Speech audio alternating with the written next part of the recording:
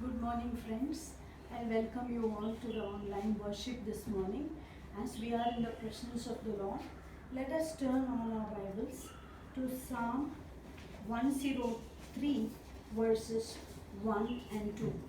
ಈ ಬೆಳಗಿನ ಹೊತ್ತಾರೆಯಲ್ಲಿ ನಾವೆಲ್ಲರೂ ದೇವರ ಪ್ರಸನ್ನತೆಯಲ್ಲಿ ಸೇರಿಕೊಂಡು ಬಂದಿರುವಾಗ ನಮ್ಮ ಸತ್ಯವೇದ ಅಧ್ಯಯನಗಳನ್ನು ಕೀರ್ತನೆ 103 1 ಮತ್ತು 2ನೇ ವಾಕ್ಯಗಳನ್ನು ಓದಿಕೊಳ್ಳೋಣ. Psalm 103, verse 1 and 2. Praise the Lord, O my soul. All my inmost being, praise His holy name. Praise the Lord, O my soul, and forget not all His benefits. Kannada ಬೈಬಲಲ್ಲಿ ಹೀಗೆ ಹೇಳುತ್ತದೆ, ನನ್ನ ಮನವೇ ಯೆಹೋವನನ್ನು ಕೊಂಡಾಡು, ನನ್ನ ಸರ್ವ ಅಂತರಂಗವೇ ಆತನ ಪರಿಶುದ್ಧ ನಾಮವನ್ನು ಕೀರ್ತಿಸು. ನನ್ನ ಮನವೇ ಯೆಹೋವನನ್ನು ಕೊಂಡಾಡು, ಆತನ ಉಪಕಾರಗಳಲ್ಲಿ ಒಂದನ್ನು ಮರೆತು ಬಿಡಬೇಡ. Hallelujah. It is a wonderful word that the psalmist is exhorting all of us.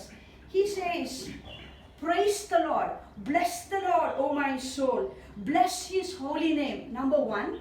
Number 2, he says, praise the Lord. Why praise the Lord? How praise the Lord? By not forgetting any of His benefits. ಎರಡನೇ ವಾಕ್ಯ ನಮಗೆ ಹೀಗೆ ಹೇಳುತ್ತದೆ, ಆತನ ಉಪಕಾರಗಳಲ್ಲಿ ಒಂದನ್ನು ನೀನು ಮರೆಯಬೇಡ. Do not forget any of His benefits. How we praise God? We praise God by remembering all the good things that God has done in our life. ಹೇಗೆ ನಾವು ದೇವರ ಸ್ತುತಿಯನ್ನು ಮಾಡುತ್ತೇವೆ, ಆತನು ಮಾಡಿರುವಂಥ ಉಪಕಾರಗಳನ್ನೆಲ್ಲ ಒಂದೊಂದಾಗಿ ನೆನೆಸಿಕೊಂಡು ಆತನಿಗೆ ನಾವು ಸ್ತೋತ್ರ ಸಲ್ಲಿಸುವಾಗ ಅದು ಒಂದು ಮನೋಹರವಾದಂಥ ಸ್ತುತಿ ಆರಾಧನೆ ಆಗಿರುತ್ತದೆ. ಕೀರ್ತನೆಗಾರ ನಮಗೆ ಹೀಗೆ ಹೇಳುತ್ತಾನೆ, ಸ್ತೋತ್ರದಿಂದಲೇ ಸ್ತುತಿಯನ್ನು ದೇವರಿಗೆ ಸಲ್ಲಿಸಿರಿ. ಹೇಗೆ ಸ್ತೋತ್ರದಿಂದ ಸ್ತುತಿ ಹೇಳಕ್ಕಾಗತ್ತೆ? ಆತನ ಉಪಕಾರಗಳನ್ನು ಮರೆಯದೆ ಒಂದೊಂದಾಗಿ ಆತನ ಉಪಕಾರಗಳನ್ನು ನಾವು ನೆನೆಸಿಕೊಂಡು ದೇವರನ್ನು ನಾವು ಸ್ತುತಿಸುವಾಗ ಆ ಸ್ತುತಿ ಆರಾಧನೆಯು ಒಂದು ನಿಜವಾಗಿಯೂ ಮನೋಹರವಾದ ಸ್ತುತಿ ಆರಾಧನೆ ಆಗಿರುತ್ತದೆ. God has done so many wonderful things in our life. He has poured out so many benefits over our lives. He is a good God. And the Bible says the goodness of the Lord has no measure. This morning, I would exhort all of you to count your blessings one by one. And when you count your blessings one by one, definitely it will surprise you what the Lord has done. ದೇವರ ವಾಕ್ಯ ನಮಗೆ ಹೀಗೆ ಹೇಳುತ್ತದೆ, ಆತನ ಉಪಕಾರಗಳನ್ನು ನಾವು ಎಣಿಸಿ ಒಂದೊಂದಾಗಿ ನಾವು ಲೆಕ್ಕಿಸಿ ಆತನನ್ನು ಸ್ತುತಿಸುವಾಗ ಖಂಡಿತವಾಗಿಯೂ ನಮಗೆ ಆಶ್ಚರ್ಯ ಉಂಟಾಗುತ್ತದೆ. ಯಾವ ಆಶ್ಚರ್ಯ? ದೇವರು ನಮ್ಮ ಜೀವಿತದಲ್ಲಿ ಎಷ್ಟೊಂದು ಒಳ್ಳೆಯ ಸಂಗತಿಗಳನ್ನು ಮಾಡಿದ್ದಾನೆ, ಯಾವ ರೀತಿಯಾಗಿ ನಮ್ಮನ್ನು ಆತನು ನೋಡಿಕೊಂಡಿದ್ದಾನೆಂಬುದಾಗಿ ಖಂಡಿತವಾಗಿಯೂ ನಾವು ಆತನನ್ನು ಸ್ತುತಿಸಲಾಗುತ್ತದೆ. This morning, as we are in the presence of the Lord, as we sing few of these songs, we are going to ask the Lord, God, help me never to forget any of your benefits. Every day, from the rising of the sun to the going down of the same, God pours His benefits upon our lives, and we are going to thank Him for those benefits, and we are going to worship Him. Let us all close our eyes and let us pray even before we can worship God. Father, we just thank you this morning for all the blessings that you have poured out upon our lives. Father, help us to count each one of those blessings, O Lord God, and give thanks to you, Lord God. Help us to count your blessings, name them one by one. Help us never to forget all the blessings, O God, from, Lord, the dawn to dusk. Every day you pour out upon our lives. This morning, with all that you have blessed us with, give us a heart of gratitude, O God, to think and thank you for every blessing upon our life. In Jesus' name we pray. Amen. Let us sing this English song. When upon life billows you are tempest tossed, when you are discouraged, thinking all is lost, count your many blessings. Name them one by one and it will surprise you what the Lord has done. ಕನ್ನಡದಲ್ಲಿ ಹೀಗೆ ಹೇಳ್ತದೆ, ಚಿಂತೆಯಿಂದ ಭಕ್ತಿ ಕುಂದಿ ಹೋಗಲು, ನಷ್ಟ ತಾಪತ್ರೆಯ ಕಷ್ಟಗಳು ಮುತ್ತಲು, ಕರ್ತನಲ್ಲಿ ತೋರಿ ಬಂದ ಪ್ರೀತಿಯ ಜ್ಞಾಪ್ತಿ ಮಾಡಿಕೊಳ್ಳುತ್ತಿರುವ ಸ್ತೋತ್ರವು. ಹಲ್ಲೆಲೂಯಾ. ಈ ಹಾಡನ್ನು ಹಾಡಿ ನಾವು ದೇವರನ್ನು ಸ್ತೋತ್ರ ಮಾಡೋಣ.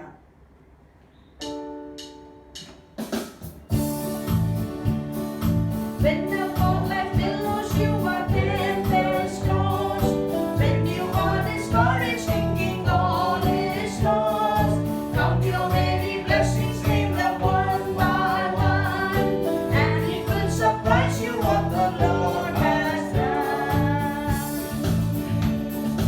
Count your blessings, name them one by one, count your blessings, see what God has done.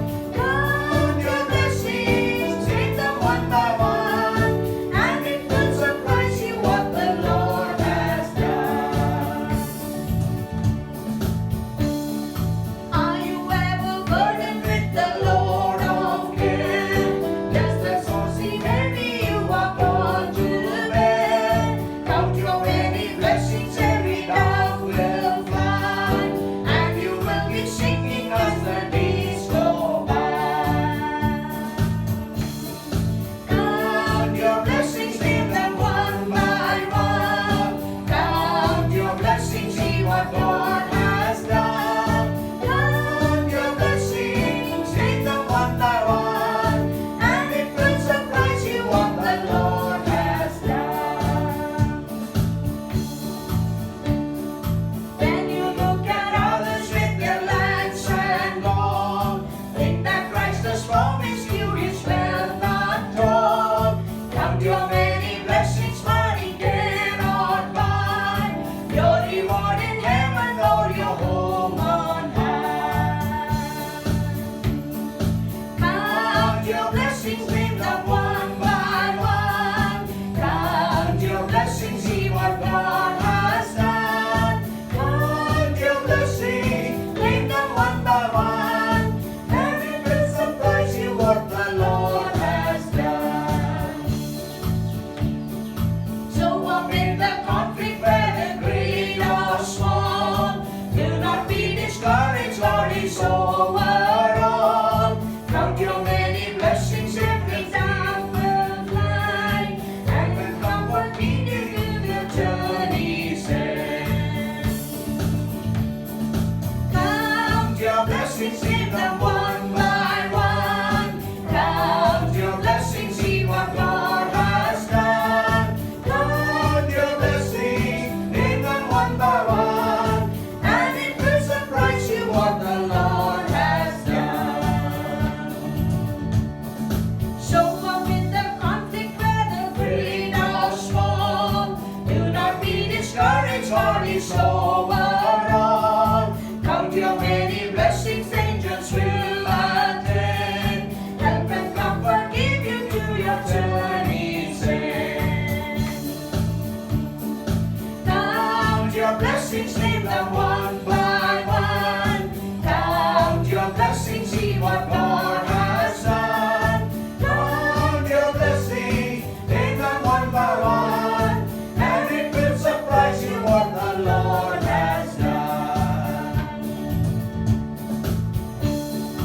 ಚಿಂತೆಯಿಂದ ಭಕ್ತಿ ಕುಂದಿ ಹೋಗಲು, ನಷ್ಟ ತಾಪತ್ರೆಯ ಕಷ್ಟ ಮುತ್ತಲು, ಕರ್ತನಲ್ಲಿ ಕೂಡಿ ಬಂದ ಪ್ರೀತಿಯ ವ್ಯಾಪ್ತಿ ಮಾಡಿಕೊಳ್ಳು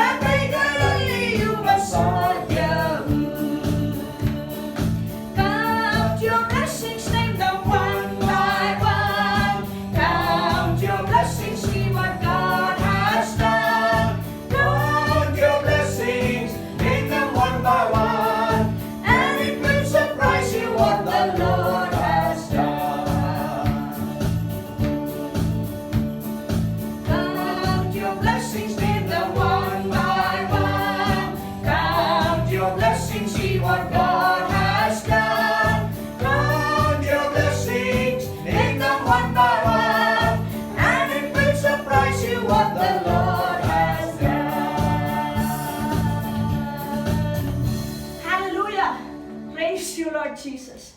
You know, the Bible says so beautifully, when we count our blessings, when we name them one by one, it will indeed surprise us. All the great things God has done in our life. Every day He takes care of us. He's blessed us with good health. Every day He blesses us with good food, clean water to drink, houses to live in, clothes to wear on. The Bible says, if any man has food, clothing and shelter, then he is the richest man. That's what the Bible says. And indeed the Lord has blessed us exceedingly abundantly, even more than we can ask, think or imagine. And that is the reason we need to praise this God. ದೇವರ ವಾಕ್ಯ ನಮಗೆ ಹೀಗೆ ಹೇಳಿಕೊಡುತ್ತದೆ, ಯಾವುದೇ ಮನುಷ್ಯನಿಗೆ ದಿನಂಪ್ರತಿ ಆಹಾರ ಇರುವುದಕ್ಕೆ ಒಂದು ಮನೆ, ತೊಡುವುದಕ್ಕೆ ಬಟ್ಟೆಗಳಿದ್ದರೆ ಆತನೇ ಒಬ್ಬ ಐಶ್ವರ್ಯವಂತನೆಂಬುದಾಗಿ ದೇವರ ವಾಕ್ಯ ಹೇಳುತ್ತದೆ. ಖಂಡಿತವಾಗಿಯೂ ದಿನಂಪ್ರತಿ ದೇವರು ನಮ್ಮ ಎಲ್ಲಾ ಅಗತ್ಯಗಳನ್ನು ನೆರವೇರಿಸುತ್ತಾ ಬಂದಿದ್ದಾರೆ. ಅವರು ನಿಜವಾಗಿ ಒಳ್ಳೆಯ ದೇವರಾಗಿದ್ದಾರೆ. ಅವರನ್ನು ನಾವು ಸ್ತೋತ್ರದಿಂದಲೇ ಸ್ತುತಿಸಬೇಕಾಗಿದೆ. Let us thank God. Let us think and thank Him. Think and thank Him for every benefits that He has poured out upon your life and my life. Once upon a time we were unworthy people. We did not deserve anything to receive in this life, but He was so gracious to us, and He has blessed us with every heavenly blessing. And that is the reason we are going to sing this next song. ಸ್ತೋತ್ರದಿಂದಲೇ ಸ್ತುತಿ ಹಾಡುವೆ ನನ್ನ ಯೇಸು ರಾಜನಿಗೆ, ನನಗಾಗಿ ಮಾಡಿದ ಎಲ್ಲ ಉಪಕಾರಕ್ಕೆ ಎಂದೆಂದೂ ನಾನು ಆತನನ್ನೇ ವಂದಿಸುವೆ. We are going to sing this Kannada song. The song says like this: God, with a heart of thanksgiving, I'm going to praise you. When I think of all your benefits, God, I can only lift my hands and worship you, because once upon a time I was unworthy. Once upon a time I was dejected, I was rejected, but you picked me up and you blessed me and made me a blessing, and that is why I worship you, my God. Join with me as we sing this song. ಸ್ತೋತ್ರದಿಂದಲೇ ಸ್ತುತಿ ಹಾಡುವೆ ನನ್ನ ಯೇಸು ರಾಜನ.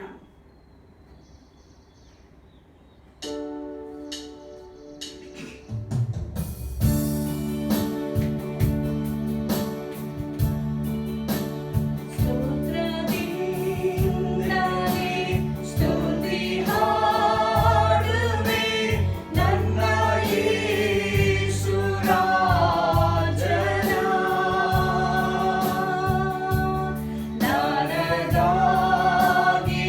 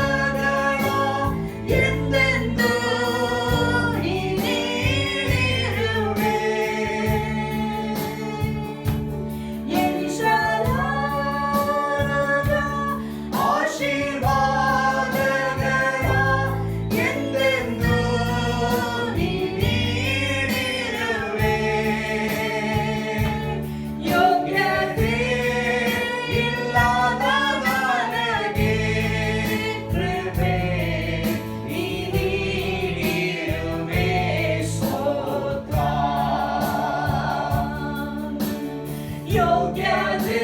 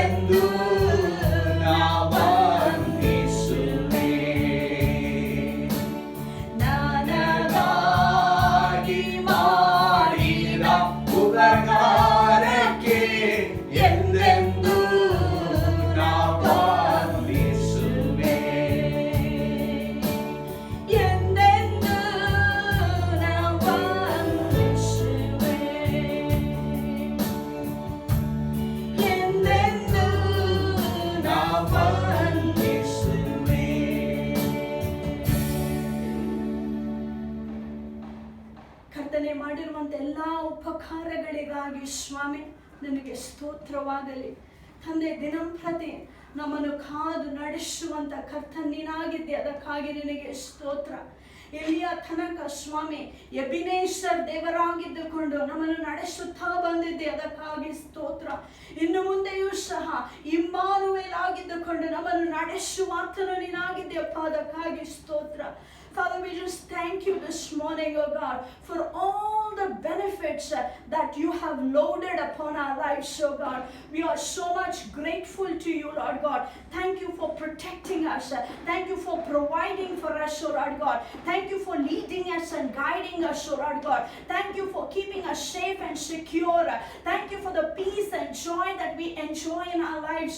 Thank you, Lord God, for the food, clothing and shelter, Lord, that you take care of us so beautifully, oh Lord God.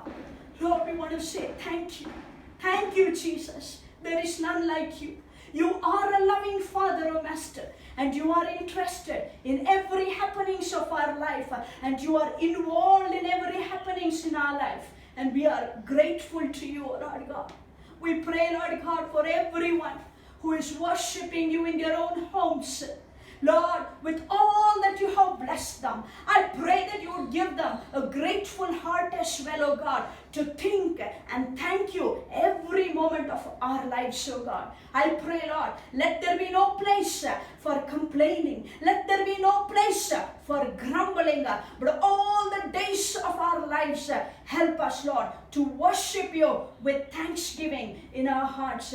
Because indeed, you are a good God and you have done good things in our lives, oh God. We worship you, Father. We bless you, dear God. Let us all lift our hands holy hands to God. And let our mouths be filled with praise, our heart be overflowing with thanksgiving, and let us bless His holy name. As we read this morning in Psalm 103, that God, with my innermost being, I'm going to worship you. With my hands lifted up, with my heart filled with praise, I'm going to think of all the good things you have done, and I'm going to worship you, because that is what pleases our God. Hallelujah.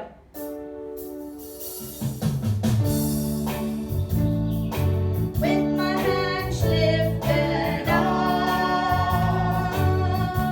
and my mouth filled with praise, with a heart of thanksgiving, I will bless Thee, O Lord. With my hands lifted up. With my hands lifted up and my mouth filled with praise, with a heart of thanksgiving, I will bless Thee, O Lord. I will bless Thee, O Lord. I will bless Thee, O Lord, with a heart of thanksgiving, I will bless Thee, O Lord. ಕರಗಳ ಮೇಲೆತ್ತಿ ಬಾಯೊಳು ಸ್ತುತಿ ತುಂಬಿ ಕೃತಜ್ಞತೆಯ ಹೃದಯದಿ ನಿನ್ನ ಭಜಿಸುವೆನು, ನಿನ್ನ ಭಜಿಸುವೆನು, ನಿನ್ನ ಭಜಿಸುವೆನು. ಕೃತಜ್ಞತೆಯ ಹೃದಯದಿ ನಿನ್ನ ಭಜಿಸುವೆನು. Let's lift our hearts and hands to worship this God this morning, even as we sing this song. With my hands lifted up and my mouth filled with praise, with a heart of thanksgiving, I will bless Thee, O Lord. I will bless Thee, O Lord. I will bless Thee, O Lord, with a heart of thanksgiving, I will bless Thee, O Lord. We will bless Thee, O Lord. We will bless Thee, O Lord, with a heart of thanksgiving. We will bless Thee, O Lord, with a heart of thanksgiving.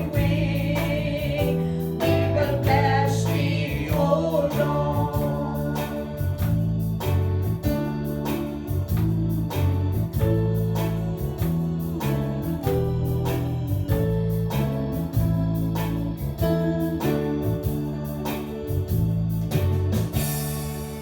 Holy Father, we just thank you for this beautiful morning. There is none like you. Father, you have blessed us with so many good things. And we pray this morning, Father, give us a heart of gratitude so that we will remember all the blessing you have showered upon us. And we will be grateful to you all the days of our life, Father. We bless your holy name. In Jesus' precious name we pray. ತಂದೆಯಾದ ದೇವರೇ, ಬೆಳಗಿನ ಹೊತ್ತಾರೆಗಾಗಿ ನಿಮಗೆ ಸ್ತೋತ್ರವಾಗಲಿ. ಸ್ವಾಮಿ ಸುರಿಸಿರುವಂಥ ಎಲ್ಲ ಆಶೀರ್ವಾದಗಳಿಗಾಗಿ ನಿನಗೆ ಸ್ತೋತ್ರ, ಮಾಡಿರುವಂಥ ಸಕಲ ಉಪಕಾರಗಳಿಗಾಗಿ ನಿನಗೆ ಸ್ತೋತ್ರ. ಕರ್ತನೆ, ಈ ಬೆಳಗಿನ ಹೊತ್ತಾರೆಯಲ್ಲಿ ನಿನ್ನಲ್ಲಿ ಬೇಡಿಕೊಳ್ಳುತ್ತೇವಪ್ಪ, ಎಲ್ಲ ಆಶೀರ್ವಾದಗಳೊಂದಿಗೆ ನಮಗೆ ಒಂದು ಕೃತಜ್ಞತೆಯ ಹೃದಯವನ್ನು ಕೊಡು. ಯಾವಾಗಲೂ ಕೃತಜ್ಞತೆಯ ಸ್ತುತಿಯನ್ನು ನಿನಗೆ ಸಲ್ಲಿಸಿ ನಿನ್ನನ್ನೇ ಭಜಿಸುವುದಕ್ಕಾಗಿ ನಮಗೆ ಸಹಾಯ ಮಾಡು. ಈ ಬೆಳಗಿನ ಹೊತ್ತಾರೆಯಲ್ಲಿ ನಮ್ಮ ಜೊತೆಯಲ್ಲಿದ್ದುಕೊಂಡು ನಮ್ಮನ್ನು ಆಶೀರ್ವದಿಸಬೇಕೆಂಬುದಾಗಿ ಯೇಸು ನಾಮದಲ್ಲಿ ಬೇಡಿ ಹೊಂದಿದ್ದೇವೆ ತಂದೆಯಾದ ದೇವರೇ, ಆಮೇನ್. We are back to 2 Kings. ಎರಡನೇ ಅರಸುಗಳ ಪುಸ್ತಕಕ್ಕೆ ಹಿಂತಿರುಗಿ ನಾವು ಬರಲಿಕ್ಕಿದ್ದೇವೆ. I already told you that 2 Kings is written in the pattern of Deuteronomy chapter 28. If you obey God, you'll have blessing. If you're not obeying God, you will have the sequences, you will have the punishment, the judgment of God. ನಾನು ಆಗಲೇ ಹೇಳಿರುವ ಪ್ರಕಾರ ಎರಡನೇ ಅರಸುಗಳ ಪುಸ್ತಕವು ಧರ್ಮೋಪದೇಶ ಕಾಂಡದ ರೂಪದಲ್ಲಿ ಅದು ಬರೆಯಲ್ಪಟ್ಟಿದೆ. ವಿಶೇಷವಾಗಿ ಧರ್ಮೋಪದೇಶ ಕಾಂಡ 28ನೇ ಅಧ್ಯಾಯದಲ್ಲಿ ಬರೆದಿರುವ ಪ್ರಕಾರ, ಒಂದು ವೇಳೆ ನೀವು ನನಗೆ ವಿಧೇಯರಾಗಿ ನನ್ನ ಆಜ್ಞೆಗಳನ್ನೆಲ್ಲ ಕೈಕೊಂಡು ನಡೆಯುವುದಾಗಿದ್ದರೆ ಆಶೀರ್ವಾದಗಳು ನಿಮ್ಮ ಮೇಲೆ ಬೀಳುತ್ತದೆ. ಒಂದು ವೇಳೆ ಅವಿಧೇಯರಾಗುವುದಾಗಿದ್ದರೆ ಬರೆಯಲ್ಪಟ್ಟಂತ ಎಲ್ಲಾ ಶಾಪಗಳು ನಿಮಗೆ ಅದು ಸಂಭವಿಸುತ್ತದೆ.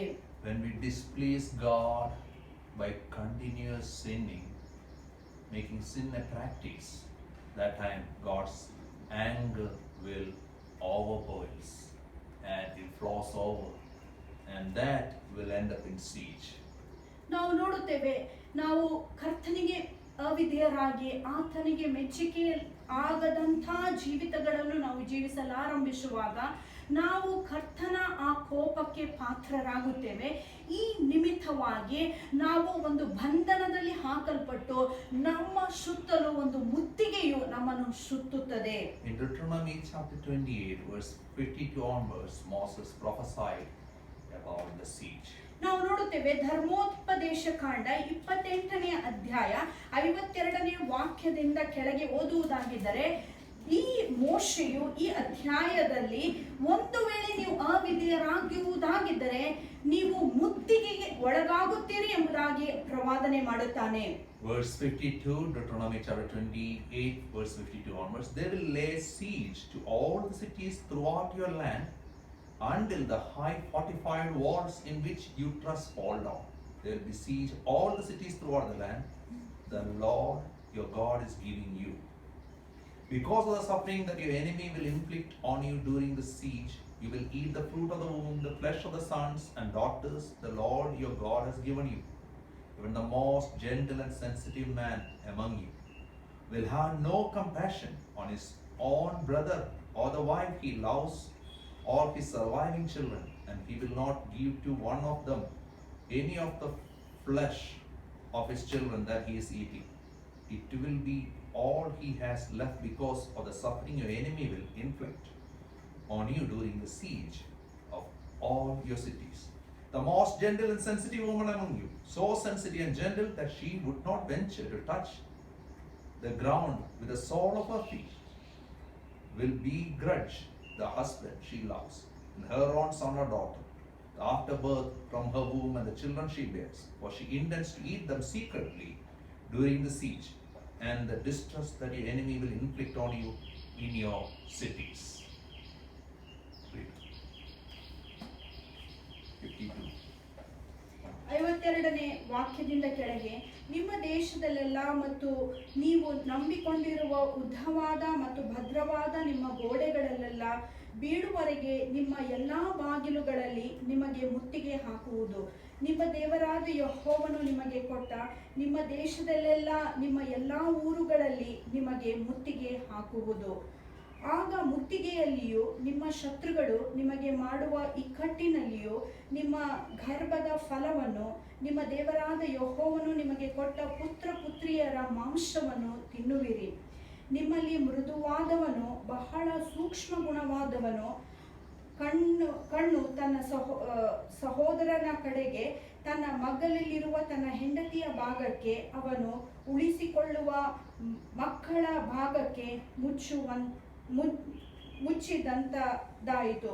ಮುತ್ತಿಗೆಯಲ್ಲಿಯೂ ನಿಮ್ಮ ಶತ್ರುಗಳು ನಿಮ್ಮ ಎಲ್ಲ ಊರಿನಲ್ಲಿ ನಿಮಗೆ ಮಾಡುವ ಇಕ್ಕಟ್ಟಿನಲ್ಲಿಯೂ ತನಗೆ ಸಾಕಾಗುವುದಿಲ್ಲ ಅಂದುಕೊಂಡು ಅವನು ತಿನ್ನುವ ತನ್ನ ಮಕ್ಕಳ ಮಾಂಸದಲ್ಲಿ ಅವರೊಳಗೆ ಒಬ್ಬನಿಗಾದರೂ ಏನೂ ಕೊಡುವುದಿಲ್ಲ.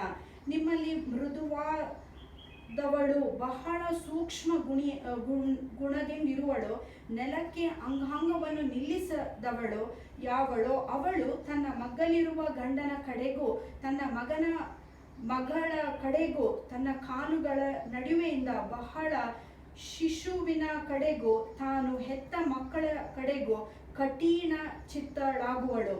ಏಕೆಂದರೆ ಎಲ್ಲದರ ಕೊರತೆಯು ಮುತ್ತಿಗೆಯಲ್ಲಿ ನಿಮ್ಮ ಶತ್ರು ನಿಮಗೆ ನಿಮ್ಮ ಪಟ್ಟಣಗಳಲ್ಲಿ ಮಾಡುವ ಇಕ್ಕಟ್ಟಿನಲ್ಲಿಯೂ ಅವಳು ತನ್ನ ಮಕ್ಕಳನ್ನು ಗುಪ್ತವಾಗಿ ತಿಂದು ಬಿಡುವಳು. Keeping this Deuteronomy passage in our mind, we will enter into 2 Kings chapter 6, verse 24 to chapter 8, verse 6. ಈ ಒಂದು ವಾಕ್ಯಗಳನ್ನು ಮನಸ್ಸಿನಲ್ಲಿ ನಾವು ಇಟ್ಟುಕೊಂಡು ಈಗ ನಮ್ಮ ಸತ್ಯವೇದಗಳನ್ನು 2 ಅರಸುಗಳ ಪುಸ್ತಕ 6ನೇ ಅಧ್ಯಾಯ 24ನೇ ವಾಕ್ಯದಿಂದ 8ನೇ ಅಧ್ಯಾಯ 6ನೇ ವಾಕ್ಯದವರೆಗೆ ಧ್ಯಾನ ಮಾಡೋಣ.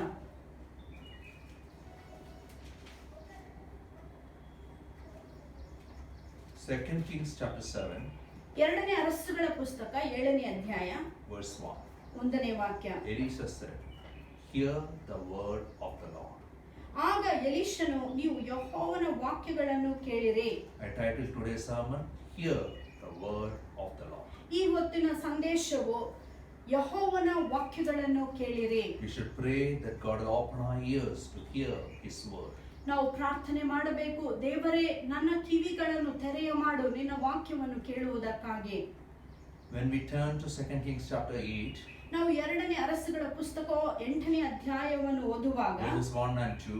1 ಮತ್ತು 2ನೇ ವಾಕ್ಯದಲ್ಲಿ, Now Elisha had said to the woman whose son he had restored to life, "Go away with your family and stay for a while wherever you can, because the Lord has decreed a famine in the land that will last 7 years." The woman proceeded to do as the man of God said. She and her family went away and stayed in the land of the Philistines 7 years. Here Elisha reminds the woman whom he helped, told her that God has decreed a famine in the land that will last 7 years. ಈಗ ಎಲೀಷನು ಯೆಹೋವನ ಮಾತನ್ನು ಈ ಸ್ತ್ರೀಗೆ ಹೇಳುತ್ತಾನೆ. ಈ ಸ್ತ್ರೀಯ ಮಗನನ್ನು ಬದುಕಿಸಿದಂತ ಸ್ತ್ರೀ ಆಗಿದ್ದಳು. ಅವಳಿಗೆ ಆತನು ಹೇಳುವಂತ ಮಾತೇನೆಂದರೆ, ಈ ದೇಶದ ಮೇಲೆ ಬರಗಾಲ ಬರಲಿಕ್ಕಿದೆ, 7 ವರ್ಷಗಳ ಬರಗಾಲವನ್ನು ಯೆಹೋವನು ಆಜ್ಞಾಪಿಸಿದ್ದಾನೆ. The woman heard the word of God to the servant of God, and she proceeded to Philistines, and there she lived during the time of famine. ಆ ಸ್ತ್ರೀಯು ದೇವ ಮನುಷ್ಯನು ಕೊಟ್ಟಿರುವಂತ ಮಾತನ್ನು ಕೇಳಿಸಿಕೊಂಡು ತನ್ನ ಕುಟುಂಬ ಸಮೇತವಾಗಿ ಅವಳು ಫಿಲಿಸ್ಟಿಯರ ದೇಶಕ್ಕೆ ಹೋಗಿ ಅಲ್ಲಿ 7 ವರ್ಷಗಳ ಕಾಲ ವಾಸವಾಗಿದ್ದಳು. As Moses prophesied, the prophecy is fulfilled. God judged the dynasty of Omri. First time he judged Ahab's time, he judged them with siege, and this is the second time God is judging Ahab's son's time with famine. ಮೋಶೆ ಮುಖಾಂತರ ಬಂದಿರುವಂತ ಆ ಪ್ರವಾದನೆಯು ಈ ಒಂದು ಕಾಲದಲ್ಲಿ ಪೂರ್ತಿಗೊಂಡಿತು. ಮೊದಲನೆಯದಾಗಿ ಓಮ್ರಿ ಸಂತಾನಕ್ಕೆ ಸೇರುವಂತ ಆಹಾಬನ ಜೀವಿತದಲ್ಲಿ ದೇವರ ನ್ಯಾಯ ತೀರ್ಪು ಬಂದಿತು. ಆ ನ್ಯಾಯ ತೀರ್ಪಿನಲ್ಲಿ ಆಹಾಬನ ಸಮಯದಲ್ಲಿ ಒಂದು ದೊಡ್ಡ ಬರಗಾಲ ಉಂಟಾಗಿತ್ತು ಮತ್ತು ಆ ಒಂದು ದೇಶವು ಮುತ್ತಿಗೆ ಸಹ ಒಳಗಾಗಿತ್ತು. ಈಗ 2ನೆಯ ಸಾರೆ ದೇಶವು ಮತ್ತೊಂದು ಸಾರೆ ಮುತ್ತಿಗೆಗೆ ಒಳಗಾಗಿದೆ. So the famine situation resulted in no food atmosphere in the land, no crop, no food, no rain, no water, no necessities. ಆ ಬರಗಾಲ ಸಮಯವು ಬಂದಾಗ ಆ ಸಮಯದಲ್ಲಿ ಅಗತ್ಯವಾಗಿ ಬೇಕಾಗಿರುವಂತ ಎಲ್ಲಾ ಸಂಪನ್ಮೂಲಗಳು ತೀರಿ ಹೋದವು. ನೀರಿಲ್ಲ, ಕುಡಿಯುವುದಕ್ಕೆ, ಊಟ ಮಾಡುವುದಕ್ಕೆ ಆಹಾರವೂ ಸಹ ಒದಗಿಸುತ್ತಿರಲಿಲ್ಲ. Addition to the famine situation, ಈ ಒಂದು ಬರಗಾಲ ಜೊತೆಯಲ್ಲಿ chapter 6 verse 24 says, 6ನೇ ವಾಕ್ಯದ 24ನೇ ವಾಕ್ಯ ಹೀಗೆ sometime ಹೇಳುತ್ತದೆ. later Ben-Hadad, king of Aram, mobilized his entire army and marched up and laid siege to Samaria. ತರುವಾಯ ಆರಾಮಿನ ಅರಸನಾದ ಬೆನ್ಹದಾದನು ತನ್ನ ಸಮಸ್ತ ಸೈನ್ಯಗಳನ್ನು ಕೂಡಿಸಿಕೊಂಡು ಹೊರಟು ಹೋಗಿ ಸಮಾರ್ಯವನ್ನು ಮುತ್ತಿಗೆ ಹಾಕಿದನು. There was a great famine in the land, in the city. The siege lasted so long that a donkey's head sold for 80 shekels of silver and a quarter cab of seed pods for 5 shekels. ಆಗ ಸಮಾರ್ಯದಲ್ಲಿ ದೊಡ್ಡ ಬರವಿತ್ತು. ಒಂದು ಕತ್ತೆಯ ತಲೆಯು 9 ಬೆಳ್ಳಿ ನಾಣ್ಯಗಳಿಗೂ ಪಾರಿವಾಳದ ಗೊಬ್ಬರವು 5 ಬೆಳ್ಳಿ ನಾಣ್ಯಗಳಕ್ಕೂ ಮಾರಾಟವಾಗುತ್ತಿತ್ತು. ಅದನ್ನು ಮತ್ತು ಆ ದೇಶವನ್ನು ಅವರು ಮುತ್ತಿಗೆಗೆ ಹಾಕಿದರು. So there was hyperinflation of food items. ಆ ದಿನಗಳಲ್ಲಿ ಆಹಾರದ ಬೆಲೆಯು ಹೆಚ್ಚಾಯಿತು. This Israel people was not having access to the clean food allowed for them in the Old Testament. ನಾವು ನೋಡುತ್ತೇವೆ, ಹಳೆ ಒಡಂಬಡಿಕೆಯಲ್ಲಿ ದೇವರು ಆಜ್ಞಾಪಿಸಿದಂತಹ ಶುದ್ಧ ಆಹಾರವನ್ನು ಪಡೆಯುವುದಕ್ಕೂ ಸಹ ಇಸ್ರಾಯೇಲರಿಗೆ ಅವಕಾಶವಿರಲಿಲ್ಲ. And now this donkey is a forbidden food for them because it's unclean food. And now even donkey's food is not available. They are getting only donkey's head. And even for donkey's head, they have to give 80 shekels. That means almost $3,500 in present days value. ಆ ದಿನಗಳಲ್ಲಿ ದೇವರು ಈ ಒಂದು ಕಥೆಯ ಮಾಂಸವನ್ನು ಆಹಾರಕ್ಕಾಗಿ ನಿಷೇಧಿಸಿದ್ದನು ಹಳೆ ಒಡಂಬಡಿಕೆಯಲ್ಲಿ. ಆದರೆ ಈ ಒಂದು ಸಮಯದಲ್ಲಿ ಒಂದೇ ಒಂದು ಮಾಂಸ ಅವರಿಗೆ ಲಭ್ಯವಾಗಿತ್ತು. ಅದೇನೆಂದರೆ ಅದು ಕತ್ತೆಯ ತಲೆಯ ಮಾಂಸವಾಗಿತ್ತು.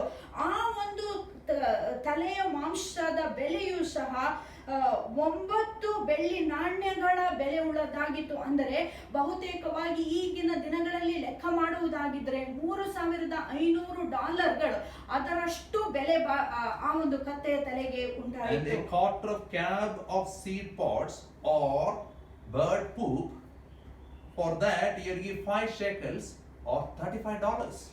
ನಾವು ನೋಡುತ್ತೇವೆ, ಪಾರಿವಾಳದ ಗೊಬ್ಬರಕ್ಕೆ ಅಂದು ಒಂದು $35 ಬೆಲೆ ಕಟ್ಟಬೇಕಾಗಿತ್ತು. Things became very costly. ಆ ದಿನಗಳಲ್ಲಿ ಎಲ್ಲಾ ವಸ್ತುಗಳ ಬೆಲೆಯು ಹೆಚ್ಚಾಯಿತು. And in this desperate time, ಈ ಒಂದು ಕಷ್ಟಕರವಾದ ಸಮಯದಲ್ಲಿ, famine is already there. ಆಗಲೇ ಬರಗಾಲವು ಬಂದಿದೆ. Ben-Hadad came and sealed the city. ಬೆನ್ಹದದ್ ಎಂಬ ಅರಸನು ಆತನು ಬಂದು ಇಡೀ ಪಟ್ಟಣವನ್ನೇ ಮುತ್ತಿಗೆಗೆ ಹಾಕಿದನು. Samaria is above a hill. ಸಮಾರ್ಯ ಪಟ್ಟಣವು ಅದು ಒಂದು ಬೆಟ್ಟದ ಮೇಲಿರುವಂತ ಪಟ್ಟಣ. So all the essential supply is blocked. ಅಲ್ಲಿ ಬೇಕಾಗಿರುವಂತ ಎಲ್ಲಾ ಅಗತ್ಯವಾದಂತ ಸಾಮಗ್ರಿಗಳನ್ನು ಅಲ್ಲೇ ಅವರು ನಿಷೇಧಿಸಿದರು. It is not like our containment area where government will supply the essentials. ಈ ದಿನಗಳಲ್ಲಿ ನಮ್ಮ ಕಂಟೈನ್ಮೆಂಟ್ ಏರಿಯಾಗಳಲ್ಲಿ ಸರ್ಕಾರವು ಬೇಕಾಗಿರುವಂತಹ ಅತ್ಯಗತ್ಯವಾದ ಸಂಪನ್ಮೂಲಗಳನ್ನು ಜನರಿಗೆ ಕೊಡುತ್ತಾ ಇದ್ದಾರೆ. If we study history, we will see those days kings will have victory by siege, by allowing people to starve and die and then take all their property, wealth, their kingdom.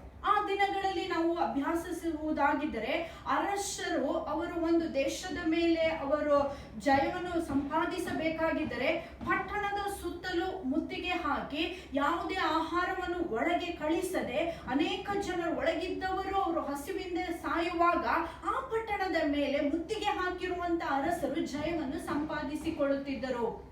And when things turn from bad to worse, ಈ ಕಾಲಗಳೆಲ್ಲ ಕಷ್ಟ ಕಾಲಗಳಾಗುವಾಗ we will see different characters in this story. ನಾವು ಈ ಒಂದು ಕಥೆಯಲ್ಲಿ ಬೇರೆ ಬೇರೆ ಸಂಗತಿಗಳನ್ನು ನೋಡಬಹುದು. When famine comes in our life, ನಮ್ಮ ಜೀವಿತದಲ್ಲಿ ಬರಗಾಲ ಪರಿಸ್ಥಿತಿ ಬರುವಾಗ, when essential things are stopped in our life, ನಮ್ಮ ಜೀವಿತದಲ್ಲಿ ಅತ್ಯಗತ್ಯವಾದಂತ ಸಂಗತಿಗಳನ್ನು ನಾವು ಹೊಂದದೇ ಹೋಗುವಾಗ, each one of us will respond differently. ಪ್ರತಿಯೊಬ್ಬರ ಪ್ರತಿಕ್ರಿಯೆಯು ವ್ಯತಿರಿಕ್ತವಾಗಿರಬಹುದು. Some people are too vulnerable. Some people can still survive because some money is there in the bank, but then everybody will be affected.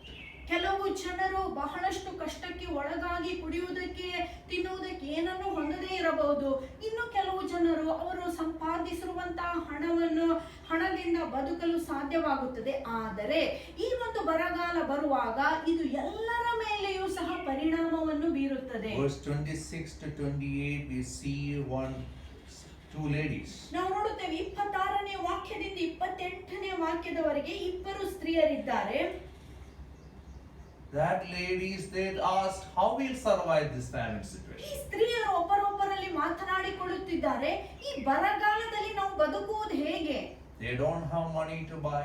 ಅವರಿಗೆ ಖರೀದಿಸುವುದಕ್ಕೆ ಹಣವಿಲ್ಲ. Things are not available. ಬೇಕಾಗಿರುವಂತಹ ಸಾಮಗ್ರಿಗಳು ಅದು ಲಭ್ಯವಾಗಿಲ್ಲ. Finally, they kills their own child and eats the child. ಕೊನೆಯ ಪಕ್ಷದಲ್ಲಿ ನಾವು ನೋಡುತ್ತೇವೆ ಸ್ವಂತ ಮಕ್ಕಳನ್ನು ಕೊಂದು ಆ ಮಕ್ಕಳನ್ನು ಅವರು ತಿನ್ನುತ್ತಿದ್ದಾರೆ. Another lady is hiding her child. ಇನ್ನೊಬ್ಬ ಸ್ತ್ರೀಯು ತನ್ನ ಮಗುವನ್ನು ಅವಳು ಮುಚ್ಚಿಟ್ಟಿದ್ದಾಳೆ. Desperate times, people do inhuman things. ನಾವು ನೋಡುತ್ತೇವೆ ಕಷ್ಟಕರವಾದ ಪರಿಸ್ಥಿತಿಗಳು ಜನರಿಗೆ ಬರುವಂತಹ ಸಮಯದಲ್ಲಿ ಮನುಷ್ಯತ್ವವನ್ನೇ ಕಳೆದುಕೊಂಡು ಜನರು ಸಂಗತಿಗಳನ್ನು ಮಾಡುತ್ತಾರೆ. For them to survive, they were forced to eat their own child. ಅವರಿಗೆ ಬದುಕಬೇಕಾಗಿದ್ದರೆ ಜನ್ಮ ಕೊಟ್ಟಿರುವಂತಹ ಸ್ವಂತ ಮಕ್ಕಳನ್ನು ಅವರು ತಿನ್ನಬೇಕಾಗಿತ್ತು. What about the king of Israel? Israel ಅರಸನ ಕುರಿತಾಗಿ ಏನು? King of Israel, ಇಸ್ರಾಯೇಲ್ ಅರಸನು he is roaming through the city to know how his people are doing. ಆತನು ಪಟ್ಟಣದಲ್ಲೆಲ್ಲ ಅಳಿದಾಡುತ್ತಾ ಇದ್ದಾನೆ. ಉದ್ದೇಶವೇನೆಂದರೆ ಜನರ ಪರಿಸ್ಥಿತಿಗಳನ್ನು And when ಅರ್ಥೈಸಿಕೊಳ್ಳಬೇಕು. he heard the story of this woman, verse 30, when the king heard the woman's word, he tore his robes. As he went along the wall, the people looked, and there underneath he had sackcloth on his body. ಅರಸನು ಆ ಸ್ತ್ರೀಯರು ಹೇಳಿದ ಮಾತನ್ನು ಕೇಳಿದಾಗ ತನ್ನ ವಸ್ತ್ರವನ್ನು ಹರಿದುಕೊಂಡು ಗೋಡೆಯ ಮೇಲೆ ಹಾದು ಹೋದನು. ಜನರು ನೋಡಿದಾಗ ಆತನ ದೇಹದ ಮೇಲೆ ಗೋಣಿ ತಟ್ಟು ಇತ್ತು. He is already wearing sackcloth inside his covered dress. ಆತನು ಮೇಲೆ ಅರಸನ ಬಟ್ಟೆಗಳನ್ನು ಹಾಕಿಕೊಂಡಿದ್ದಾನೆ, ಒಳಗೆ ಗೋಣಿ ತಟ್ಟನ್ನು He ಧರಿಸಿಕೊಂಡಿದ್ದಾನೆ. is so helpless, clueless. He says, unless God helps, who can help? ಆತನಿಗೆ ಯಾವ ದಿಕ್ಕು ಕಾಣುತ್ತಿಲ್ಲ, ದಾರಿಯು ತೋಚುತ್ತಿಲ್ಲ. ಆತನು ಹೀಗೆ ಹೇಳುತ್ತಾನೆ, ದೇವರು ಒಂದು ವೇಳೆ ಸಹಾಯ ಮಾಡದಿದ್ದರೆ ಮನುಷ್ಯನ ಸಹಾಯವು ಯಾವ ಲೆಕ್ಕಕ್ಕೆ? When he came to know all this desperate time stories, he says in verse 31, may God deal with me, be it ever so severely, if the head of Elisha son of Shaphat remains on his shoulders today. ಆತನು ಈ ಒಂದು ಕಾಲದಲ್ಲಿ ಈ ಮಾತನ್ನು ಹೇಳುತ್ತಾನೆ. 31ನೇ ವಾಕ್ಯ, ಆಗ ಆತನು ಶಾಫಾತನ ಮಗ ಎಲೀಷನ ತಲೆ ಹಾರಿಸದಿದ್ದರೆ ದೇವರು ನನಗೆ ಇದರಂತೆಯೂ ಇನ್ನೂ ಹೆಚ್ಚಿದನ್ನು ಮಾಡಲಿ ಎಂಬುದಾಗಿ ತನ್ನ ಮೇಲೆ ತಾನು ಮಾತನಾಡಿಕೊಳ್ಳುತ್ತಾನೆ. He sent a messenger to cut the head of Elisha. ಎಲೀಷನ ಆ ತಲೆಯನ್ನು ಕತ್ತರಿಸುವುದಕ್ಕಾಗಿ ಹಾರಿಸುವುದಕ್ಕಾಗಿ ಒಬ್ಬ ಸೇವಕನನ್ನು ಆತನು ಕಳುಹಿಸುತ್ತಿದ್ದಾನೆ. And then he outran that man and reached Elisha's place. ಆ ನಂತರ ಈ ಒಂದು ಆತನ ಆ ಸಿಪಾಯಿಯು ಎಲೀಷನ ಮನೆಗೆ ಬರುತ್ತಾನೆ. And Elisha tells him, ಎಲೀಷನು ಆತನಿಗೆ ಹೀಗೆ ಹೇಳುತ್ತಾನೆ. before Elisha tells him, the king said, verse 33, he says, this disaster is from the Lord. Why should I wait for the Lord any longer? 33ನೇ ವಾಕ್ಯದಲ್ಲಿ ಅರಸನು ಹೀಗೆ ಹೇಳುತ್ತಾನೆ, ಈ ಒಂದು ಆಪತ್ತು ಯೆಹೋವನಿಂದಲೇ ಬಂದದ್ದು, ಇನ್ನು ಮುಂದೆ ನಾನು ಯಾಕೆ ಆತನಲ್ಲಿ ನಂಬಿ ನಿರೀಕ್ಷಿಸಬೇಕು? Joram would have thought this king and people have come to capture Elisha. ಯೋರಾಮನು ಹೀಗೆ ಆಲೋಚನೆ ಮಾಡಿರಬಹುದು, ಇವರೆಲ್ಲರೂ ಈ ಅರಸನು ಮತ್ತು ಆತನ ಸಿಪಾಯಿಗಳು ಎಲೀಷನನ್ನು ಹಿಡಿದಕ್ಕೆ ಬಂದಾಗ. Or he would have thought like Ahab is dead, Elijah was a source, or Elisha is a source of all their troubles. ಯಾವ ರೀತಿಯಾಗಿ ಆತನ ತಂದೆಯಾದ ಆಹಾಬನ ದಿನಗಳಲ್ಲಿ ಎಲಿಯನ ಮಾತಿನ ನಿಮಿತ್ತವಾಗಿ ಬರಗಾಲ ಬಂದಿತೋ, ಅದೇ ರೀತಿಯಾಗಿ ತನ್ನ ಈ ದಿನಗಳಲ್ಲಿ ಎಲೀಷನ ನಿಮಿತ್ತವಾಗಿ ಬರಗಾಲ ಬಂದಿದೆ ಎಂಬುದಾಗಿ ಆತನು ಆಲೋಚಿಸಿರಬಹುದು. But he concludes in verse 33, this disaster is from the Lord. ಆದರೆ 33ನೇ ವಾಕ್ಯದಲ್ಲಿ ಆತನು ಹೀಗೆ ಹೇಳುತ್ತಾನೆ, ನೋಡು, ಈ ಆಪತ್ತು ಯೆಹೋವನಿಂದಲೇ ಬಂದದ್ದು. This is from Yahweh God, the God of Israel. Israel ದೇವರಾದ ಯಾಹ್ವೆಯಿಂದಲೇ ಈ ಆಪತ್ತು ಬಂದಿದೆ. But King of Israel never stopped worshipping the Baal God, the idols in Dan and in Bethel. ಆದರೂ ಸಹ ಈ ಇಸ್ರಾಯೇಲ್ ದೇಶದವನು ಆತನು ಬಾಲ್ ದೇವತೆಗಳನ್ನು ಆರಾಧನೆ ಮಾಡುವುದನ್ನು, ಪೂಜೆ ಮಾಡುವುದನ್ನು ದಾನಿನಲ್ಲಾಗಲಿ ಬೇತೇಲಿನಲ್ಲಾಗಲಿ ಆತನು He ನಿಲ್ಲಿಸಲಿಲ್ಲ. has the form of religion. He tore his dress, but he never tore his heart and turned to the one and only living God. ಈತನ ಪ್ರತಿಕ್ರಿಯೆಯು ಧಾರ್ಮಿಕವಾಗಿ ಕಾಣಿಸಬಹುದು. ಆತನು ಬಟ್ಟೆಗಳನ್ನು ಹರಿದು ಗೋಧಿ ತಟ್ಟನ್ನು ಹಾಕಿಕೊಂಡಿದ್ದರೂ ಸಹ ಆತನು ತನ್ನ ಹೃದಯದಲ್ಲಿ ಮಾನಸಾಂತರ ಪಟ್ಟು ದೇವರ ಕಡೆಗೆ For ತಿರುಗಿಕೊಳ್ಳಲಿಲ್ಲ. him to survive through this famine situation, through the siege situation, only one solution: to cut the head of Elisha, the servant of God. ಆ ದಿನಗಳಲ್ಲಿ ಆತನಿಗೆ ತೋಚಿದ ಒಂದೇ ಒಂದು ಪರಿಹಾರ ಅದೇನೆಂದರೆ ಎಲೀಷನ ತಲೆಯನ್ನು ಕತ್ತರಿಸಿ ಈ ಒಂದು ಕಷ್ಟದಿಂದ ಆಚೆ ಬರಬೇಕೆಂಬುದಾಗಿ ಆತನು ಆಲೋಚನೆ ಮಾಡುತ್ತಾನೆ. That time Elisha said, ಆಗ ಎಲೀಷನು ಹೀಗೆ ಹೇಳುತ್ತಾನೆ, hear the word of the Lord. This is what the Lord says: about this time tomorrow, a seah of flour will sell for a shekel, and 2 seahs of barley for a shekel at the gate of Samaria. ನಾಳೆ ಹೆಚ್ಚು ಕಡಿಮೆ ಇಷ್ಟು ಹೊತ್ತಿಗೆ ಸಮಾರ್ಯದ ಬಾಗಿಲುಗಳಲ್ಲಿ 3 kilogram ವಾದ ಗೋಧಿ ಹಿಟ್ಟು, 1 ಬೆಳ್ಳಿ ನಾಣ್ಯಕ್ಕೆ 6 ಕಿಲೋಗ್ರಾಂ ಜವೆ ಗೋಧಿಯು 1 ಬೆಳ್ಳಿ ನಾಣ್ಯಕ್ಕೆ ಮಾರಾಟವಾಗುವುದು. At that time, the main officer of the king said, look, even if the Lord should open the floodgates of the heavens, could this happen? ಆಗ ಆ ಅರಸನ ಒಬ್ಬ ಅಧಿಕಾರಿಯು ದೇವ ಮನುಷ್ಯನಿಗೆ ಹೀಗೆ ಉತ್ತರ ಕೊಡುತ್ತಾನೆ, ಈಗೋ ಯೆಹೋವನು ಆಕಾಶದಲ್ಲಿ ಕಿಟಕಿಗಳನ್ನು ತೆರೆದರೂ ಈ ಕಾರ್ಯವು ಸಂಭವಿಸುವುದು. For the king's officer, nothing can solve the besieged situation, the famine situation. ಈ ಅರಸನ ಅಧಿಕಾರಿಯು ಸುತ್ತಮುತ್ತಲು ನೋಡುವಾಗ ಬರಗಾಲಕ್ಕೆ ಯಾವುದೇ ಪರಿಹಾರ ಬಂದರೂ ಈ ಸಮಸ್ಯೆಯು ಹೊರಟು He's a ಹೋಗುವುದಿಲ್ಲ. very cynical man. For him, no options will come out of the situation. ಆತನು ಬಹಳಷ್ಟು ನಕಾರಾತ್ಮಕವಾದಂತ ವ್ಯಕ್ತಿ ಆಗಿದ್ದಾನೆ. ಆತನು ಹೀಗೆ ಹೇಳುತ್ತಾನೆ, ಎಲ್ಲಾ ಒಳ್ಳೆದಾದರೂ ಸಹ ಈ ಒಂದು ದೇಶಕ್ಕೆ ಪರಿಹಾರವೇ ಇಲ್ಲ. Elisha told, ಎಲೀಷನು ಆತನಿಗೆ ಹೀಗೆ ಹೇಳುತ್ತಾನೆ, you will see the miracle with your full eyes, ನೀನು ನಿನ್ನ ಕಣ್ಣುಗಳಿಂದ ಅದನ್ನು ನೋಡುವೆ, but your unbelieving tongue will not taste a single bit of the food. ಆದರೆ ನಂಬದೇ ಇರುವಂತ ಆ ನಾಲಿಗೆಯು ಅದು ಒಂದು ಆಹಾರದ ಚೂರನ್ನು ಸಹ ಅದು ಅನುಭವಿಸುವುದಿಲ್ಲ. And the miracle happened. ಆ ನಂತರ ಅದ್ಭುತ ನಡೆಯುತ್ತದೆ. God allowed the Aramean army to hear the sound of horses, chariots, and great army, and they fled for their life. ನಾವು ನೋಡುತ್ತೇವೆ, ದೇವರು ಒಂದು ಅದ್ಭುತವನ್ನು ಮಾಡಿ ಆರಾಮ್ಯದ ಸೈನಿಕರು ಒಂದು ದೊಡ್ಡ ರಥಗಳ ಶಬ್ದವನ್ನು, ಕುದುರೆಗಳ ಶಬ್ದವನ್ನು, ಯುದ್ಧದ ಶಬ್ದವನ್ನು ಕೇಳಿಸಿಕೊಂಡು ತಮ್ಮ ಜೀವಿತವನ್ನು ಕಾಪಾಡುವುದಕ್ಕಾಗಿ ಆ ಮುತ್ತಿಗೆಯ ಸ್ಥಳವನ್ನು ಬಿಟ್ಟು ಓಡಿ ಹೋಗುತ್ತಾರೆ. Within 24 hours, 24 ಗಂಟೆಗಳ the ಒಳಗೆ famine was lifted. ಅಲ್ಲಿ ಇರುವಂತ ಬರಗಾಲ ಹೊರಟು ಹೋಯಿತು. The situation changed. ಮುತ್ತಿಗೆ ಪರಿಸ್ಥಿತಿಯು The ಬದಲಾಯಿತು. enemy fled for their life.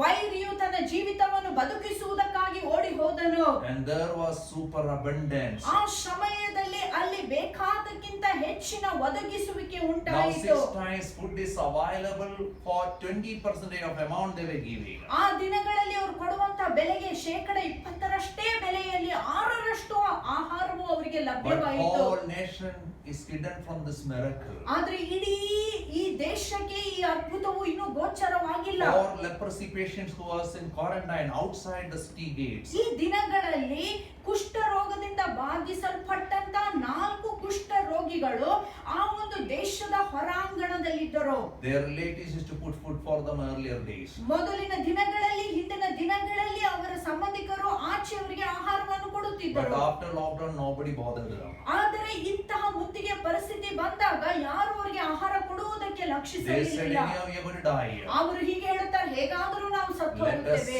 enter the Samaria.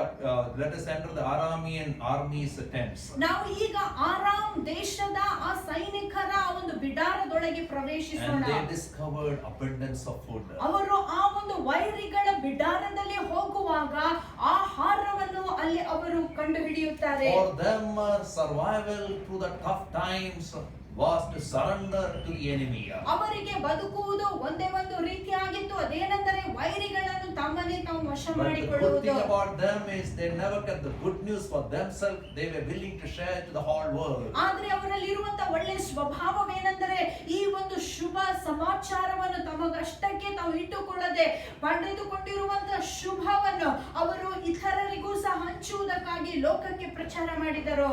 Their goodness helped the whole Israel nation to have refreshment, superabundance. ಅವರ ಆ ಒಂದು ಒಳ್ಳೆಯ ಗುಣದ ನಿಮಿತ್ತವಾಗಿ ಇಸ್ರಾಯೇಲ್ ದೇಶದಲ್ಲಿಯೇ ಒಂದು ಅಭಿವೃದ್ಧಿಯ ಸಮಯ ಬಂದಿತ್ತು. ಅವರ ಎಲ್ಲ ಅಗತ್ಯಗಳು And ಒದಗಿಸಲ್ಪಟ್ಟವು. according to the promise of God's word, ದೇವರ ವಾಕ್ಯದ ವಾಗ್ದಾನಕ್ಕನುಸಾರವಾಗಿ verse 20, 20ನೇ and ವಾಕ್ಯ. that is exactly what happened to him. What happened?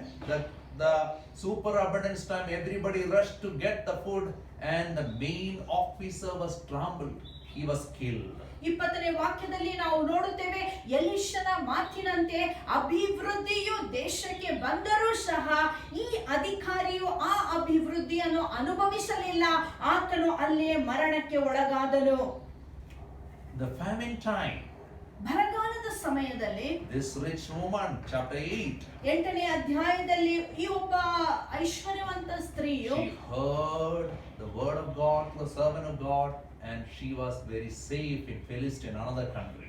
ದೇವರ ಮನುಷ್ಯನು ಕೊಟ್ಟಿರುವಂತ ಶಬ್ದವನ್ನು ಕೇಳಿಸಿಕೊಂಡು ಅವಳು ಸುರಕ್ಷಿತವಾಗಿ ಫಿಲಿಸ್ಟಿಯ ದೇಶದಲ್ಲಿ ಕಾಯಲ್ಪಟ್ಟಳು. But here we see Elisha, in spite of all these things, ನಾವು ನೋಡುತ್ತೇವೆ ಆದರೂ ಸಹ ಈ ಪರಿಸ್ಥಿತಿಯಲ್ಲಿ ಎಲೀಷನು he is not gone out anywhere, ಆತನು ತನ್ನ ದೇಶ ಬಿಟ್ಟು ಎಲ್ಲಿಯೂ ಹೋಗಲಿಲ್ಲ. because he knows ಯಾಕಂದ್ರೆ ಆತನಿಗೆ this ಗೊತ್ತುಂಟು, God will supply all his needs. ಆತನ ದೇವರು ಆತನ ಸಕಲ ಅಗತ್ಯತೆಗಳನ್ನು ಆತನು He has ಒದಗಿಸಿಕೊಡುತ್ತಾನೆ. seen the chariots of God. ಆತನು ಯೆಹೋವನ ಆ ಒಂದು He ರಥಗಳನ್ನು has ನೋಡಿದ್ದಾನೆ. seen the fire horses of the invisible God. ಅದೃಶ್ಯನಾದ ದೇವರ ಆ ಬೆಂಕಿಯಿಂದ ತುಂಬಲ್ಪಟ್ಟಂತ ಆ ಒಂದು ಕುದುರೆಗಳನ್ನು, ಆ ರಥಗಳನ್ನು ಆತನು ಕಂಡಿದ್ದಾನೆ. Because his constant nature of listening to God and his word, he never got shattered.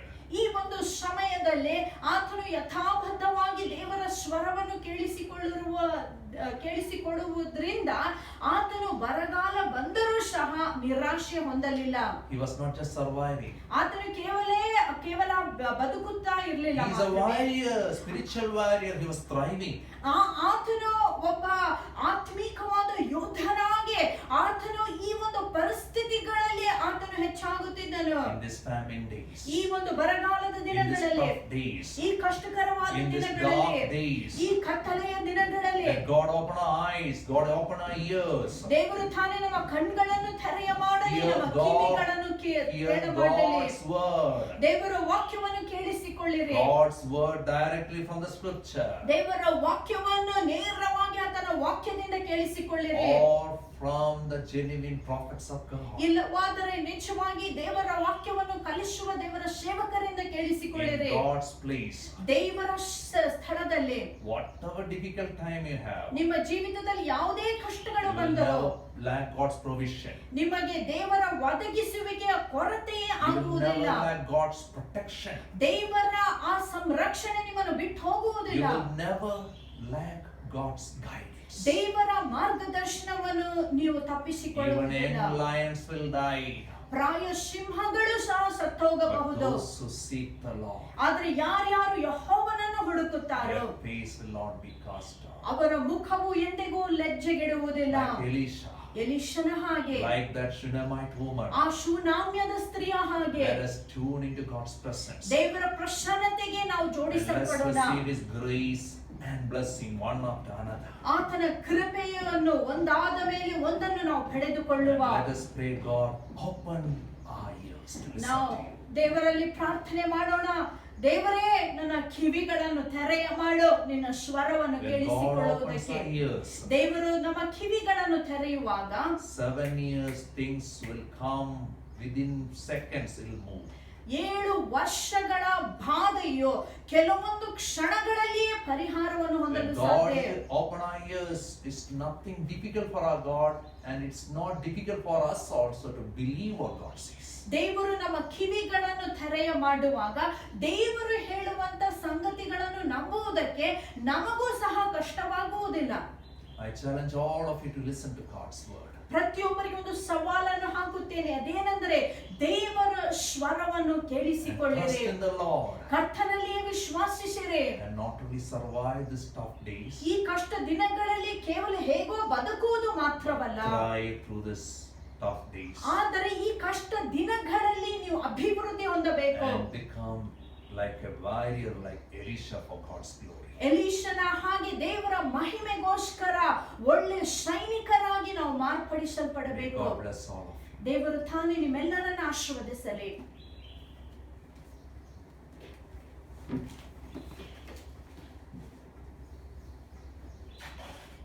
Thank God for this wonderful word that He has spoken to us. Even as we read from the scripture, the King says, unless until the Lord helps us, all human help is worthless. We are in difficult times, and unless until the Lord intervenes, we will all be lost. Let us sing this song as a prayer and let us ask the Lord, God, we have only one hope, and that hope is in you and you alone. Apart from you, every other ground is a sinking sand. My hope is built on nothing less but Jesus' blood and His righteousness. ಬೆಳಗಿನ ಹೊತ್ತಾರೆಯಲ್ಲಿ ವಾಕ್ಯವನ್ನು ನಾವು ಕೇಳಿರುವ ಹಾಗೆ ಅರಸನು ಹೀಗೆ ಹೇಳುತ್ತಾನೆ, ಯೆಹೋವನು ನಮಗೆ ಪರಿಹಾರವನ್ನು ಕೊಡದೇ ಇದ್ದರೆ ನಾವು ಸೋತೋಗುತ್ತೇವೆ, ಮನುಷ್ಯನ ಸಹಾಯವು ಸಾಲದೆಂಬುದಾಗಿ. ಬೆಳಗಿನ ಹೊತ್ತಾರೆಯಲ್ಲಿ ನಾವು ಕರ್ತನಿಗೆ ಹೀಗೆ ಹೇಳೋಣ, ಕರ್ತನೇ ನಿನ್ನ ವಾಕ್ಯವನ್ನು ನಂಬುತ್ತೇನೆ, ನನ್ನ ನಿರೀಕ್ಷೆಯು ನಿನ್ನ ಮೇಲೆ ಮಾತ್ರ. ಕರ್ತನೇ ನಿನ್ನ ಹೊರತಾಗಿ ಬೇರೆ ದಿಕ್ಕನ್ನು ಕಾಣೆನು ಸ್ವಾಮಿ, ನಿನ್ನ ಹೊರತಾಗಿ ನನಗೆ ನಿರೀಕ್ಷೆಯೇ ಇಲ್ಲ ಸ್ವಾಮಿ. ಈ ಹೊತ್ತಿನಲ್ಲೇ ನಾನು ನಿನ್ನನ್ನು ಕರ್ತನೆ ಪ್ರಾರ್ಥನೆ ಮಾಡುವುದು ಒಂದೇ, ಅದೇನೆಂದರೆ ನನ್ನ ನಿರೀಕ್ಷೆಯನ್ನು ನಿನ್ನಲ್ಲಿ ಬಲಪಡಿಸು. ಆ ಶೂನಾಮ್ಯದ ಸ್ತ್ರೀಯ ಹಾಗೆ ದೇವರ ಮನುಷ್ಯನ ಸ್ವರವನ್ನು ಕೇಳಿಸಿಕೊಂಡು ನಾವು ನಮ್ಮ ಭರವಸೆಯನ್ನು ಆ ದೇವರಲ್ಲಿಟ್ಟು ಆತನೇ ನಮ್ಮ ಹೃದಯವನ್ನು ತನ್ನ ನಿರೀಕ್ಷೆಯಿಂದ ತುಂಬಲೆಂಬುದಾಗಿ ನಾವು ಹಾಡಿ ಬೇಡಿಕೊಳ್ಳೋಣ.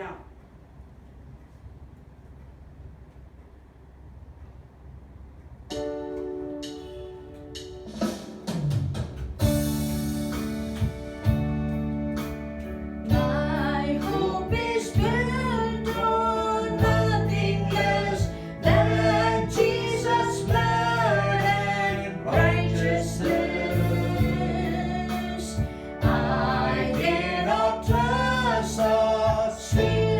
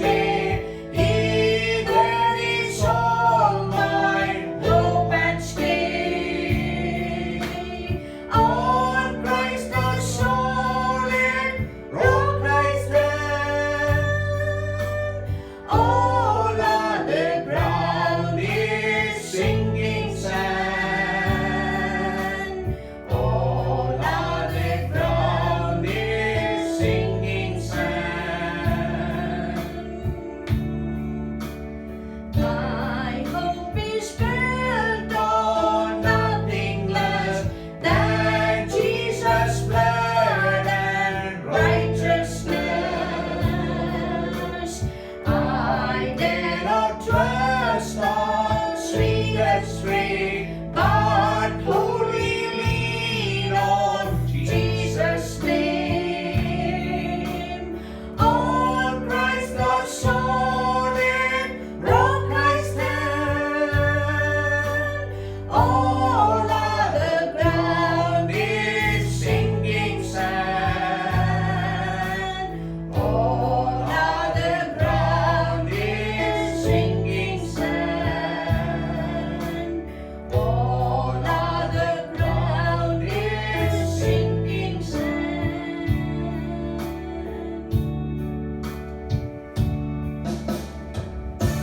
Father, we thank you for your beautiful word. ತಂದೆಯಾದ ದೇವರೇ, ಕೊಟ್ಟಿರುವಂತಹ ನಿನ್ನ ಮನೋಹರವಾದಂತಹ ವಾಕ್ಯಕ್ಕಾಗಿ ನನಗೆ ಸ್ತೋತ್ರ. Unless you help, we can't survive. ಕರ್ತನೆ, ನೀನು ಸಹಾಯ ಮಾಡದಿದ್ದರೆ ಸ್ವಾಮಿ ಬದುಕಲು ನಮ್ಮಿಂದಾಗದು. Help us, Lord, to be transformed inside, outside. ಕರ್ತನೆ, ಒಳಗಿನಿಂದ ಹೊರಗಿನವರೆಗೆ ನಾವು ಬದಲಾವಣೆ Help ಹೊಂದುವುದಕ್ಕಾಗಿ us, ಸಹಾಯ Lord, ಮಾಡು. Father, to have ears to listen to your word. ಕರ್ತನೆ, ನಿನ್ನ ಸ್ವರವನ್ನು, ನಿನ್ನ ವಾಕ್ಯವನ್ನು ಕೇಳಿಸಿಕೊಳ್ಳುವುದಕ್ಕೆ ನಮ್ಮ ಕಿವಿಗಳನ್ನು ತೆರೆಯ ಮಾಡು. In this desperate times, ಈ ಒಂದು ಕಷ್ಟಕರವಾದ we ಸಮಯಗಳಲ್ಲಿ also can become inhuman. ಕರ್ತನೆ, ನಾವು ಸಹ ಮನುಷ್ಯತ್ವವನ್ನು But ಕಳೆದುಕೊಳ್ಳಲು Father, ಸಾಧ್ಯತೆ we pray ಉಂಟು. that we'll tune ourselves to you. ಆದರೆ ಸ್ವಾಮಿ, ನಿನ್ನ ಸ್ವರವನ್ನು ಕೇಳುವುದಕ್ಕೆ We ಕೃಪೆ will ಮಾಡಿಕೊಡು. hear clearly what you want us to hear. ನಾವು ಕೇಳಿಸಿಕೊಳ್ಳಬೇಕಾದ ಸಂಗತಿಗಳನ್ನು ಸ್ಪಷ್ಟವಾಗಿ ಕೇಳಿಸಿಕೊಳ್ಳುವುದಕ್ಕೆ ಸಹಾಯ In ಮಾಡು. spite of all the noises and hard times and pain, we know you cease our pain, our constant poverty struggles. ಕರ್ತನೆ, ನಮ್ಮ ಸುತ್ತಮುತ್ತಲು ಅನೇಕ ಕಷ್ಟಗಳು, ಬಡತನವು ಹೆಚ್ಚಾಗುತ್ತಿರುವಾಗ ದೇವರೇ, ಇದನ್ನೆಲ್ಲವನ್ನು ನೀನು ಗಮನಿಸುವಂತ ದೇವರಾಗಿದ್ದೆ. ನಮ್ಮ ತೊಂದರೆಗಳನ್ನು, ಸಮಸ್ಯೆಗಳನ್ನು, ಬಡತನವನ್ನು ನೀನು ಗಮನಿಸುತ್ತಾ ಇದ್ದಿ ದೇವರೇ. Help us, Lord, to trust in you continuously. ಕರ್ತನೆ, ಯಥಾಬದ್ಧವಾಗಿ ನಿನ್ನಲ್ಲಿಯೇ ನಂಬಿಕೆ ಇಟ್ಟು ವಿಶ್ವಾಸಿಸುವುದಕ್ಕಾಗಿ ಕೃಪೆ ಮಾಡಿಕೊಡು. Help us, Lord, not to miss your provision, your protection and guidance throughout our life. ನಮ್ಮ ಜೀವಿತದಾದ್ಯಂತ ಸ್ವಾಮಿ, ನಿನ್ನ ಆ ಒದಗಿಸುವಿಕೆ, ಸಂರಕ್ಷಣೆ, ಮಾರ್ಗದರ್ಶನವನ್ನು ಎಂದಿಗೂ ತಪ್ಪಿಸಿಕೊಳ್ಳದಂತೆ ನಮಗೆ ಸಹಾಯ ಮಾಡು. Bless us with word, Lord. ನಿನ್ನ ವಾಕ್ಯದಿಂದ ನಮ್ಮನ್ನು ಆಶೀರ್ವದಿಸು ತಂದೆಯೇ. Jesus' name. ಯೇಸು ನಾಮದಲ್ಲಿ Amen. Amen. Shall we have the benediction? ಅಂತ್ಯ ಆಶೀರ್ವಾದವನ್ನು May ಹೊಂದಿಕೊಳ್ಳೋಣ. the amazing grace of our Lord and Savior Jesus Christ, ಯೇಸು ಕ್ರಿಸ್ತನ ಆ ಒಂದು ಕೃಪೆಯು, the everlasting love of God the Father, ತಂದೆಯಾದ ದೇವರ ಅಳತೆ ಇಲ್ಲದಂತಹ ನಿತ್ಯ ಪ್ರೀತಿಯು, the continuous friendship of the blessed Holy Spirit ಪರಿಶುದ್ಧಾತ್ಮನ ಅನ್ಯೋನ್ಯತೆಯು be with each one of us ನಮ್ಮೆಲ್ಲರ ಜೊತೆಯಲ್ಲಿ ಇರಲಿ. to survive and thrive through difficult times. ಕಷ್ಟಕಾಲ ಸಮಯಗಳಲ್ಲಿ ನಾವು ಬದುಕುವುದಕ್ಕೆ, ಮುಂದುವರಿಯುವುದಕ್ಕೆ God bless all of you. ದೇವರು ನಿಮ್ಮನ್ನು ಆಶೀರ್ವಾದ ಮಾಡಲಿ.